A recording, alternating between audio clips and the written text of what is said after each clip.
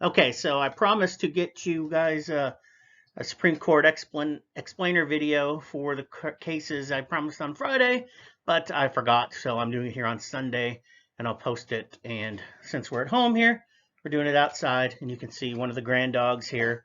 This is Bandit. He's a doofus, and he's going to leave here in a minute. So, um, anyway, so let's get started. I guess he's not leaving. He's going to hang out here. So we'll get started here. So we got 6 cases to deal with. So just a quick explainer. Remember, we got Engel versus Vitale.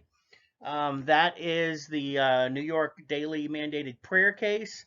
So we're talking about, does the government have the power to mandate religious prayer? You know, it was 6-1.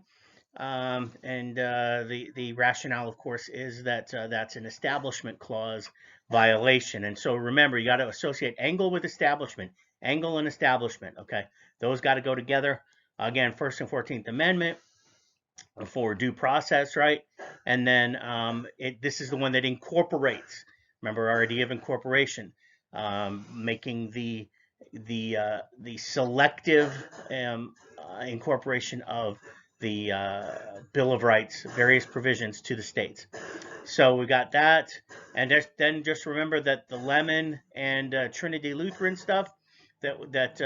Remember that Lemon and Trinity Lutheran are also Establishment Clause cases. That's why they're listed at the bottom there. So cases that are connected with this case. So Engel versus Vitale, Establishment Clause, prayer, right? Okay, the next one was Wisconsin versus Yoder. And so this is the next part of the First Amendment, right? So not Establishment Clause, but the Free Exercise Clause. This was the Amish in Wisconsin saying that they could pull their kids out at 14. The Wisconsin state law was 16, right? Mandatory school until age 16. And of course, a 7-0 here. They won the case. The Amish won the case. It's not the incorporation of free exercise, but it is a very significant free exercise case. So, and remember, we did that. I think I did that. The chickens. The city of Hialeah tried to ban that Santeria church from sacrificing chickens, and they were not able to do that. So that's the idea. And remember, Masterpiece Cake Shop is the most recent thing, and that's sort of the most recent ideas that we have and the controversies that we have. So Wisconsin v. Yoder, then still First Amendment, of course, still religion, but this time it is free exercise. Okay, so the next case along gets to free speech, right? And this is freedom of the press, free speech press.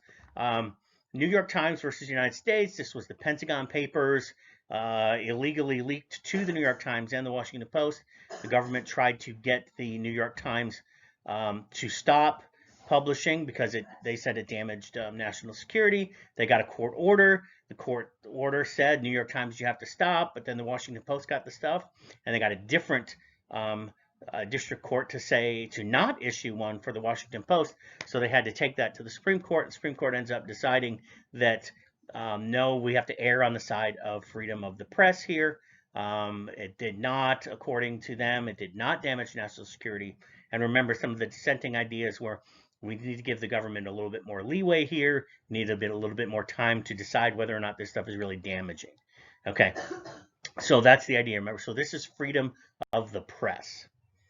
Okay, so the next one is a little bit different. It's about freedom of speech or expression, but it's one that goes the other way, right? Way back in 1919, something that actually happened during World War I, and Mr. Schenck published this basically a manifesto saying you shouldn't, if you got drafted, you shouldn't go. Okay. And that's basically all it said. It was pretty mild compared to the things that are said today about presidents and about the military and about the draft and about warfare and things like that.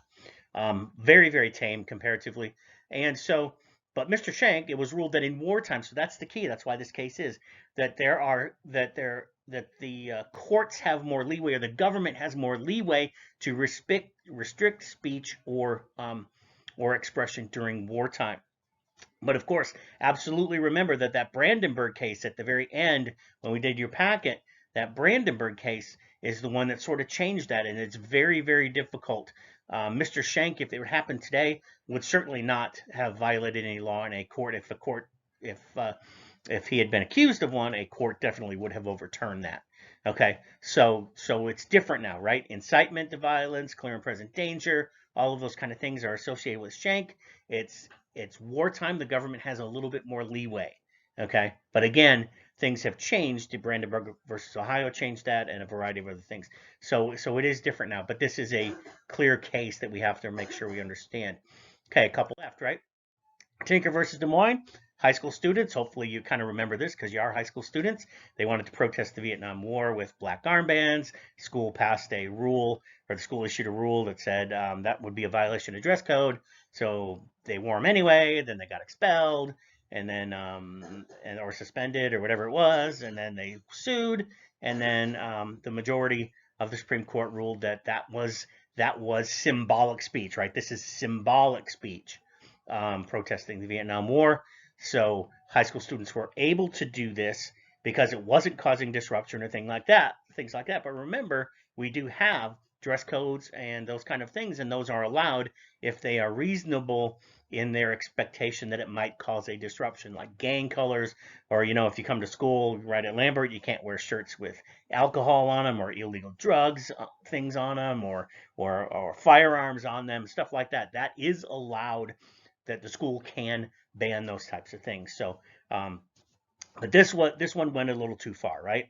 And then remember, just because this is symbolic speech, so that other case that goes with this, Texas versus Johnson, flag burning, that is also symbolic speech, right?